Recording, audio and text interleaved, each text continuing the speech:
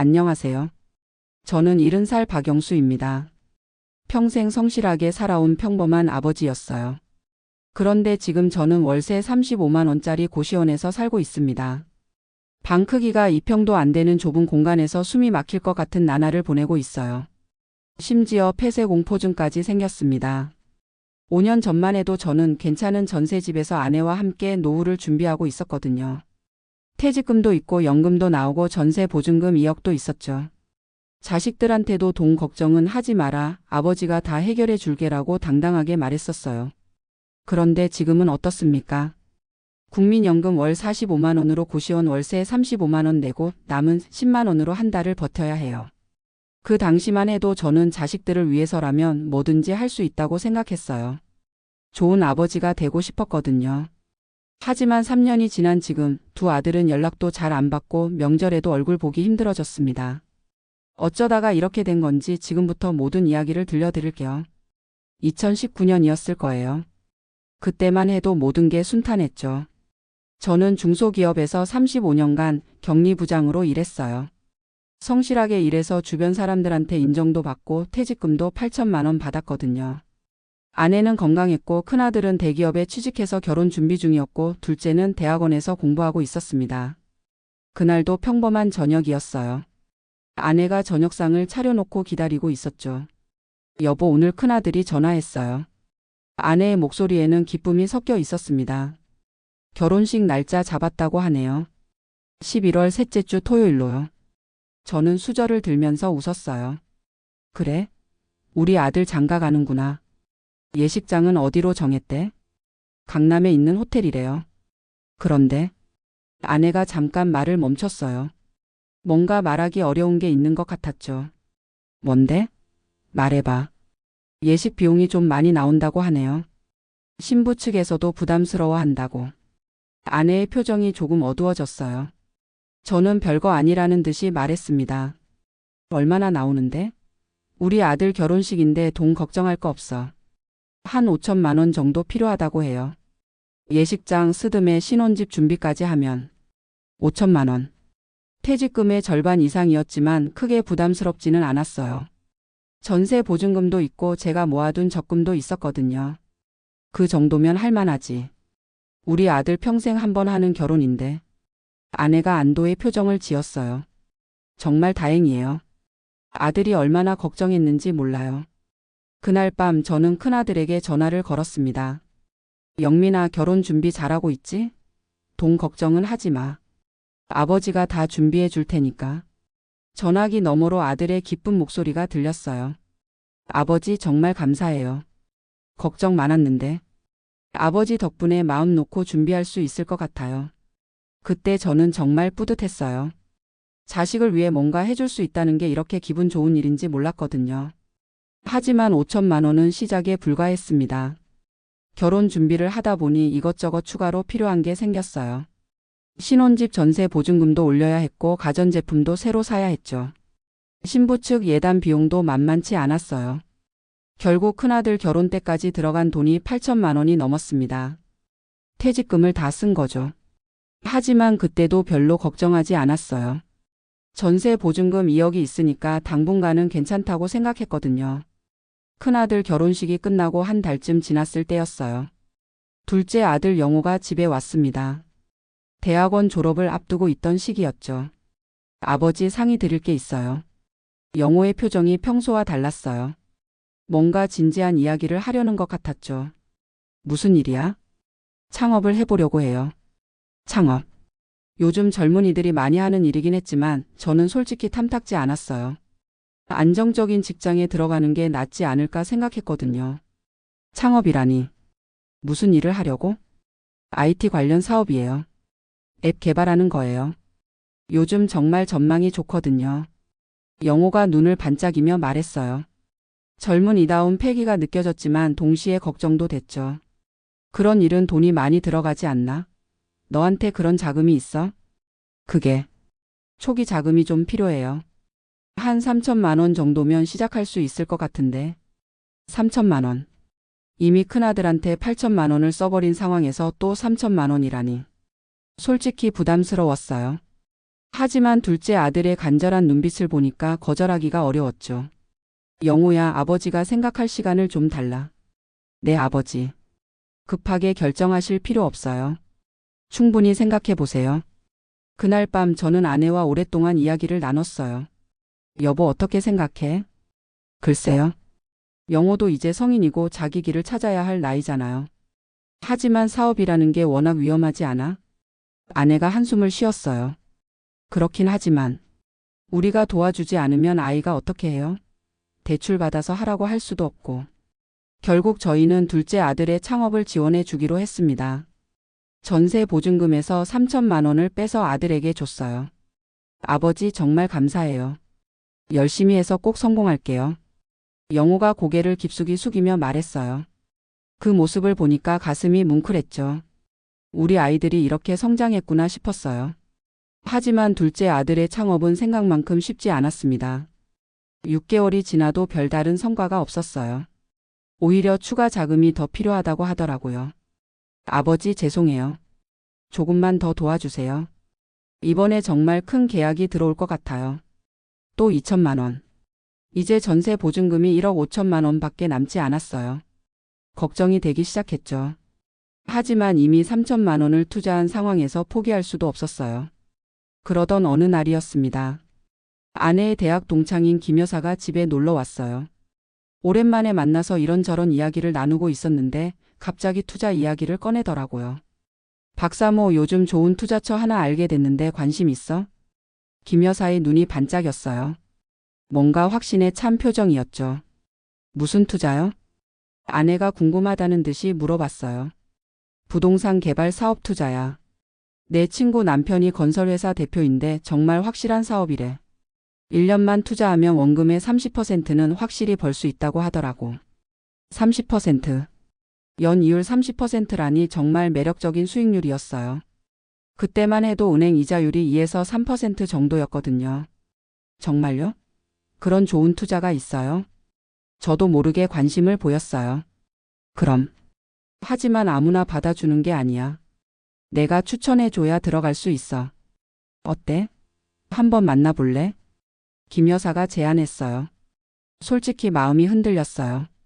아이들한테 돈을 많이 써서 남은 자금이 넉넉하지 않은 상황이었거든요.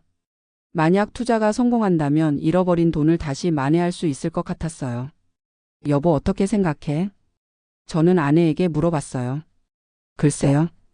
김 여사 말을 들어보니까 나쁘지 않은 것 같기도 하고. 아내도 조심스럽게 관심을 보였어요. 결국 저희는 김 여사의 소개로 그 건설회사 대표를 만나보기로 했습니다. 약속 장소는 강남에 있는 고급 카페였어요. 정장을 깔끔하게 차려입은 40대 중반의 남성이 저희를 기다리고 있었죠. 안녕하세요. 저는 대성건설 대표 이정훈입니다. 그 사람이 정중하게 인사했어요. 명함도 그럴듯했고 말투도 믿음직스러웠죠. 저희 회사에서 진행하는 사업은 정부 지원 사업이에요. 위험도가 거의 없다고 보시면 됩니다. 이 대표가 자신만만하게 설명했어요. 1년 투자 기간에 원금의 30% 수익을 보장해 드려요. 중간에 찾으실 일이 있으시면 언제든지 가능하고요. 너무 좋은 조건이었어요. 하지만 한편으로는 의심스럽기도 했죠. 정말 안전한 투자인가요? 원금 손실 가능성은 없나요? 박 사모님, 걱정하지 마세요. 제가 이 일을 10년째 하고 있는데 지금까지 손실 본 투자자는 한 명도 없어요. 이 대표가 장담했어요. 증빙 서류도 다 보여드릴게요. 그러면서 여러 가지 서류를 보여줬어요. 사업계획서도 있고 정부 승인 서류도 있었죠. 모든 게 진짜 같았어요. 집에 돌아와서 아내와 상의했습니다. 여보, 어떻게 생각해? 김 여사 친구 남편이라고 하니까 조금은 믿을 만하지 않을까? 그러게요. 연 30%라니. 정말 좋은 기회인 것 같기도 하고. 고민 끝에 저희는 5천만 원을 투자하기로 결정했어요. 전세 보증금에서 또 빼내는 거였죠. 이제 전세 보증금이 1억밖에 남지 않았지만 1년 후에는 1억 5천만 원이 될 거라고 생각했어요. 계약서를 쓰고 돈을 넘겨줄 때까지도 별다른 의심은 안 했어요.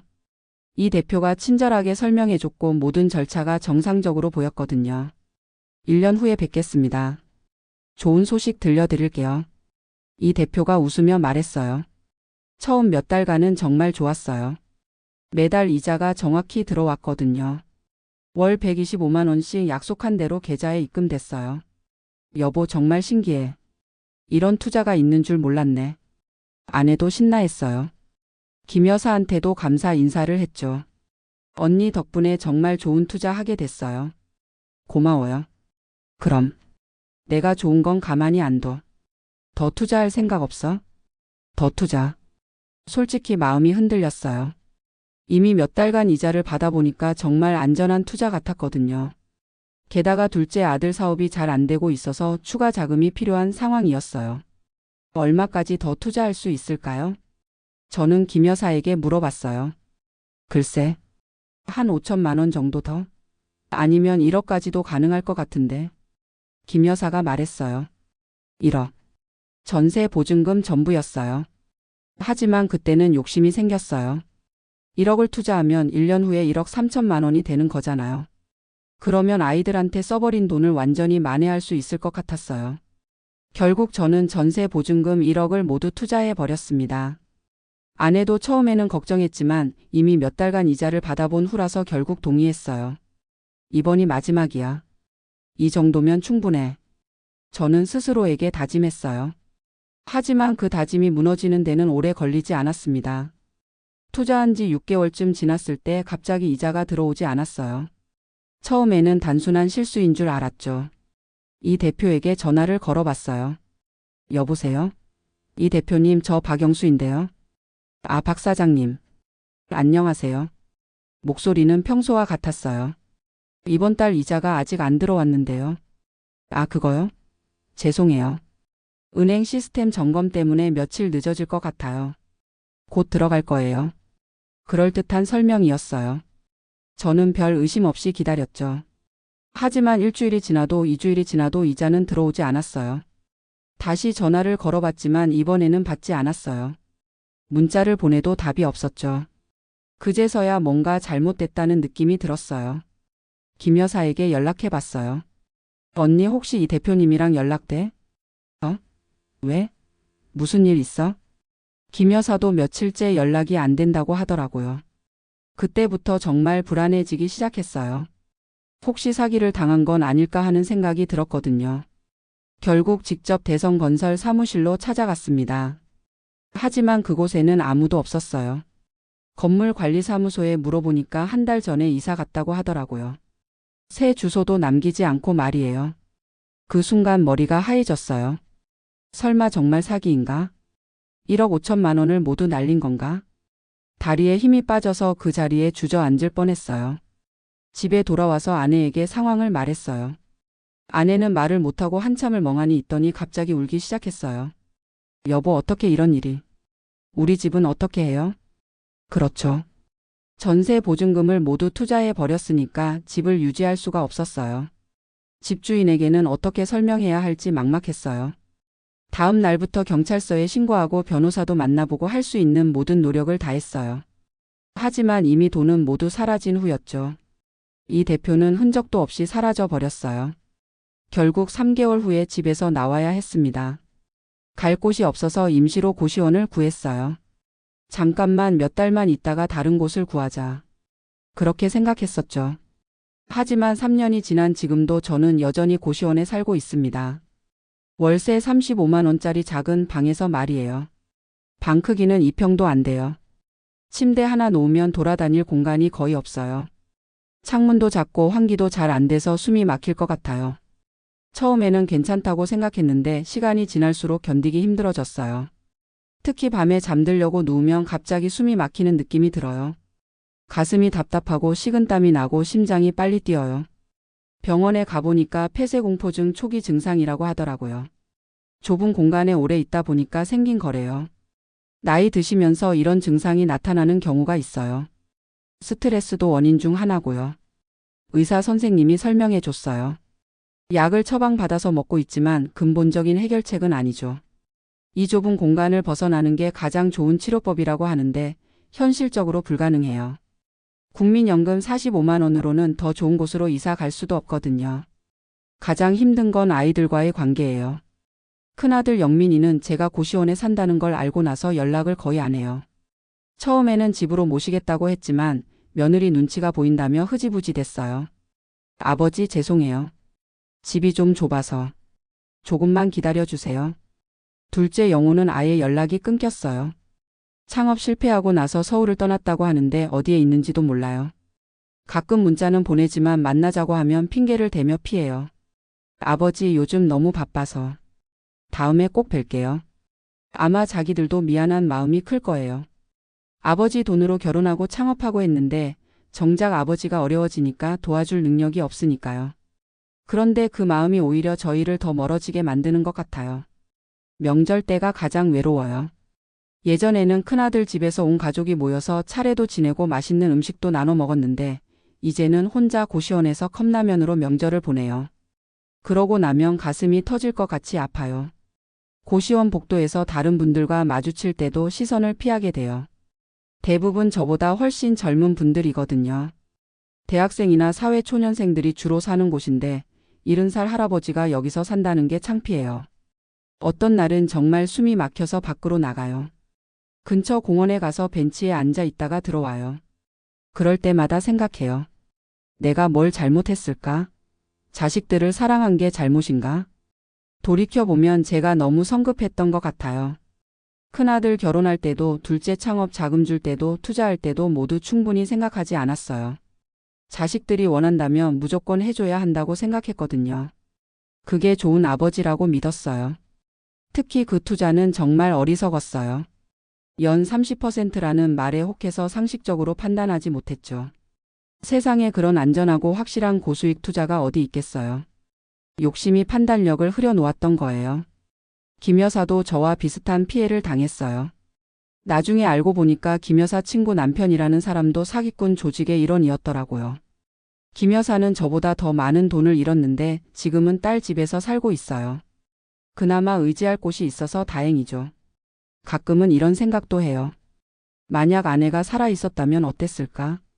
아내가 있었다면 이런 투자를 말렸을까? 아니면 같이 당했을까? 아내가 보고 싶을 때가 많아요. 특히 이 좁은 방에 혼자 누워 있을 때 말이에요. 요즘은 새로운 계획을 세우고 있어요. 이대로 계속 이렇게 살 수는 없잖아요. 나이가 70살이긴 하지만 건강은 괜찮거든요. 당뇨 수치가 조금 높긴 하지만 관리하면서 살만해요. 일자리를 찾아보고 있어요. 격리 일을 35년간 했으니까 관련 일이 있으면 좋겠지만 나이가 걸림돌이에요. 그래도 포기하지 않고 계속 찾아보고 있어요. 청소 일이라도 경비 일이라도 할 수 있는 건 뭐든지 하려고요. 월 20만 원만 더 벌 수 있으면 조금 더 나은 곳으로 이사 갈 수 있어요. 원룸이라도 구할 수 있으면 이 폐쇄 공포증도 좋아질 것 같거든요. 작은 목표지만 저에게는 정말 중요한 일이에요. 아이들과의 관계도 천천히 회복해 보려고 해요. 제가 먼저 연락하고 만나자고 하고 미안하다고 말할 생각이에요. 아이들이 저를 피하는 이유도 이해해요. 미안한 마음 때문이거든요. 하지만 그래도 가족이잖아요. 어려울 때일수록 서로 의지해야 하는 게 가족이라고 생각해요. 제가 아이들에게 부담이 되지 않는 선에서 가끔이라도 얼굴 보고 지낼 수 있으면 좋겠어요. 지난주에 큰아들에게 문자를 보냈어요. 영민아, 아버지가 미안하다. 너희들한테 부담 주려는 게 아니야. 그냥 가끔 안부나 물어보고 싶어서 그래. 건강하게 잘 지내고 있지? 한참 후에 답장이 왔어요. 아버지도 건강하세요. 시간 날 때 한번 뵐게요. 짧은 답장이었지만 가슴이 따뜻해졌어요. 아직 완전히 끝난 건 아니구나 싶었거든요. 조급하게 생각하지 말고 천천히 관계를 회복해 나가면 될 것 같아요. 요즘은 고시원 생활에도 조금씩 적응하고 있어요. 아침 일찍 일어나서 근처 공원에서 산책하고 도서관에 가서 시간을 보내고 저녁에 방으로 돌아와요. 방에 있는 시간을 최대한 줄이려고 노력하고 있거든요. 도서관에서 경제 관련 책도 많이 읽어요. 투자나 재정 관리에 대해서 공부하고 있어요. 이제 와서 뭐 하겠냐고 생각할 수도 있지만 앞으로는 똑같은 실수를 반복하지 않으려고요. 나이가 들어도 배우는 건 멈추면 안 된다고 생각해요. 가끔 도서관에서 만나는 다른 어르신들과 이야기도 나눠요. 저와 비슷한 처지의 분들이 의외로 많더라고요. 자식 때문에 재산을 잃거나 투자 실패로 어려워진 분들 말이에요. 서로 위로도 하고 정보도 나누고 그러면서 조금씩 힘을 얻고 있어요. 박 선생님, 우리 나이에 이런 일 겪으니까 정말 힘들죠? 비슷한 처지의 김 할아버지가 말씀하셨어요. 하지만 그래도 포기하면 안 되잖아요. 아직 살 날이 많이 남았는데. 맞는 말이에요. 70살이라고 해서 인생이 끝난 건 아니거든요. 요즘은 평균 수명이 80세가 넘잖아요. 아직 10년도 넘게 살아야 해요. 그 시간을 어떻게 보내느냐는 제 선택에 달려 있어요. 물론 예전 같은 안정적인 생활은 어려울 것 같아요. 하지만 그래도 의미 있게 살 수는 있을 거예요. 건강만 유지하면서 작은 일이라도 하면서 아이들과의 관계도 조금씩 회복하면서 말이에요. 이 이야기를 하는 이유는 저와 같은 실수를 하는 분들이 없었으면 해서예요. 자식 사랑하는 마음은 이해해요. 하지만 무조건적인 지원이 항상 좋은 건 아니라는 걸 깨달았거든요. 투자도 마찬가지예요. 아무리 좋은 조건이라고 해도 상식적으로 판단해야 해요. 연 30%라는 수익률은 상식적으로 말이 안 되거든요. 욕심에 눈이 멀면 판단력을 잃게 돼요. 그리고 전 재산을 한 곳에 투자하는 건 정말 위험해요. 분산 투자라는 말이 괜히 있는 게 아니거든요. 저는 전세 보증금까지 모두 넣어서 더 큰 피해를 봤어요. 지금 이 순간에도 저와 같은 고민을 하는 분들이 계실 거예요. 자식들 때문에 고민하시는 분들, 투자 때문에 고민하시는 분들 말이에요. 제 이야기가 조금이라도 도움이 됐으면 좋겠어요. 마지막으로 하고 싶은 말은 어떤 상황에서도 희망을 잃지 말라는 거예요. 저도 처음에는 정말 절망적이었어요. 모든 걸 잃고 아이들과도 멀어지고 이 좁은 고시원에서 혼자 지내려니까 정말 힘들었거든요. 하지만 시간이 지나면서 조금씩 마음을 다잡고 있어요. 완전히 회복되지는 않겠지만 그래도 남은 인생을 의미 있게 살아보려고 해요. 나이가 들어서도 새로운 시작은 가능하다고 생각해요. 여러분도 어려운 상황에 처하더라도 포기하지 마세요. 분명히 해결책이 있을 거예요. 저처럼 극단적인 상황까지 가지 않도록 미리미리 조심하시고 만약 어려움에 처하더라도 주변의 도움을 요청하세요. 혼자 끙끙 앓지 말고 가족이나 친구들과 상의하세요. 저는 너무 늦게 깨달았지만 여러분은 미리 알아서 현명하게 대처하셨으면 좋겠어요. 제 이야기는 여기서 마치겠습니다. 긴 이야기 들어주셔서 감사해요. 모든 분들이 건강하고 행복하게 지내시기를 바랍니다.